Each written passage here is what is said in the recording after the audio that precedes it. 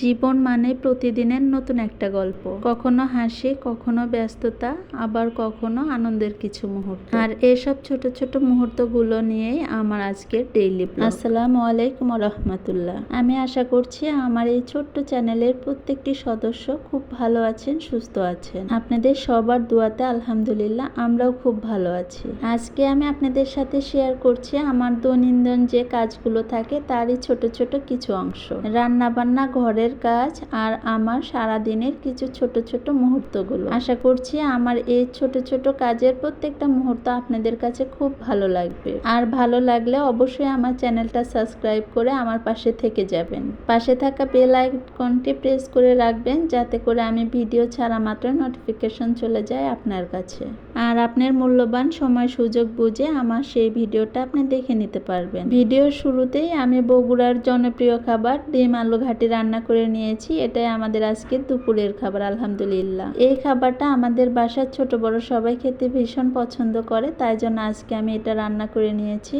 আপনারা যদি এই রেসিপি দেখতে চান পরবর্তীতে কোনো সময় আমি আপনাদের সাথে শেয়ার করব। নিজের হাতে কাজ করার মধ্যে যে অনেক বেশি বেনিফিট আছে সেটা আজকে আপনাদের সাথে একটু তুলে ধরছি আমি। এখন যে ওয়ান পিসটা আমি আপনাদের সাথে শেয়ার করছি, এটা আমি মাত্র 150 টাকা দিয়ে একটা ওয়ান পিস নিয়েছিলাম। কোনো এক সময় ফুটপাতে দেখছিলাম যে অনেকগুলো জামা কাপড় এভাবে বিক্রি করছে, তো এটা দেখে আমার ভালো লেগে যায়, তাই আমি 150 টাকা দিয়ে এই ওয়ান পিসটা এনেছিলাম। তো সেই ওয়ান পিসের সাথে কিছু লেস আর এক কালার একটা কাপড় অ্যাটাচ করে কিন্তু আমি খুব সুন্দর একটা কুর্তি টাইপের জামা বানিয়ে নিয়েছি। বানানোর পরে কিন্তু দেখে বোঝার উপায় নাই যে এটা মাত্র 150 টাকার জামা। জামার কাপড়ের সাথে ম্যাচিং করে এখানে আমি একটা প্যান্ট বানিয়ে নিয়েছি। এটার নিচের প্যানেলে আমি একটা ডিজাইন দিয়েছি, যার জন্য কিন্তু এই প্লাজোটা দেখতে অনেক বেশি সুন্দর হয়েছে।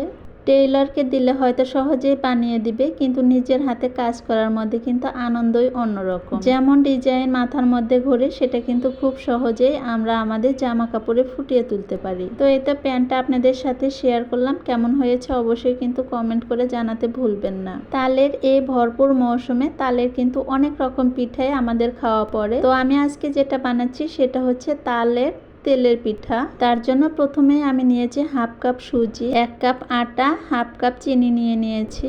আপনারা চাইলে এখানে আটার পরিবর্তে কিন্তু ময়দাটাও ব্যবহার করতে পারেন, এতে করে পিঠাটা আরো বেশি ফ্লাফি হবে। তারপর স্বাদ মতো চিমটিখানেক লবণ দিয়েছি। আপনারা যদি মিষ্টি খাবারে লবণ পছন্দ না করেন তাহলে দিবেন না। আমার কাছে মনে হয় মিষ্টি খাবারে একটু লবণ দিলে মিষ্টির ব্যালেন্সটা ভালো থাকে। তারপর হাফ কাপ নিয়েছি তালের রস। এখন পরিমাণ মতো পানি দিয়ে না খুব ঘন না খুব পাতলা এরকম একটা ব্যাটার রেডি করে নিব। আমার গত ভিডিওতে আপনাদের সাথে শেয়ার করেছিলাম কিভাবে খুব সহজে ঘন তালের রস বের করা যায়, সেটার একটা ভিডিও আমার চ্যানেলে আছে। আপনারা চাইলে কিন্তু এই ভিডিওটা শেষ করে আমার সেই ভিডিওটা দেখে নিতে পারেন। তো এই তো গল্প করতে করতে কিন্তু আমার এখানে তেলের পিঠার ব্যাটারটা অলমোস্ট রেডি হয়ে গেছে। আমি আপনাদেরকে এটা খুব কাছ থেকে দেখিয়ে দিচ্ছি যে এটার ঘনত্বটা কেমন হবে। এটা কিন্তু রেস্টে রাখার কোনো দরকার নেই, আপনারা যদি চান তো রেস্টে রাখতে পারেন, না রাখলে কোনো সমস্যা নেই। সাথে সাথে ভেজে নিলেও কিন্তু এটা অনেক সুন্দর ফুলবে আর অনেক বেশি সফট হবে। তো ব্যাটারটা রেডি হওয়ার পরে এই তো ভাজতে চলে এসেছে। আর কড়াইয়ে আমি অনেকটা পরিমাণ তেল দিয়ে দিয়েছি। আমি যে কোনো কিছু ডুবো তেলে ভাজার জন্য ছোট্ট কড়াই সিলেক্ট করি, কারণ ছোট কড়াইতে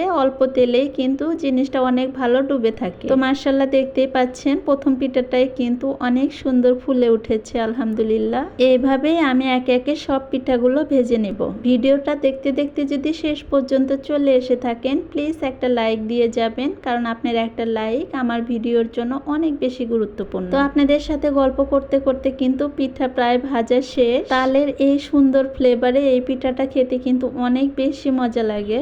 আপনাদের বাসায় যদি ছোট ছোট বেবি থাকে, সেই সাথে বয়স্ক মানুষ থাকে, তাহলে কিন্তু ইজিলি এই পিঠাটা ভেজে দিতে পারেন। আটা দেওয়ার কারণে এই পিঠাটা কিন্তু অনেক বেশি সফট হয়, যাতে করে বাচ্চা থেকে বয়স্ক সবাই পিঠাটা অনেক সুন্দরভাবে খেয়ে নিতে পারবে। অনেক সময় পিঠা ভাজলে ভিতরে কিন্তু আটা সিদ্ধ হতে চায় না বা আটা দলা পাকিয়ে থাকে, তবে এই পিঠাটার মধ্যে কিন্তু কোনো রকম আটা দলা পাকিয়ে নেই। আপনাদের একটা ছিঁড়ে দেখাচ্ছি, দেখেন কত সুন্দর হয়েছে পিঠাটা মাশাআল্লাহ। তো আজকের বিকেলে এই পিঠা দিয়ে আমরা বিকেলের নাস্তাটা করেছি, আর সেই সাথে আপনাদের কাছ থেকে এখানেই বিদায় নিয়ে নিচ্ছি।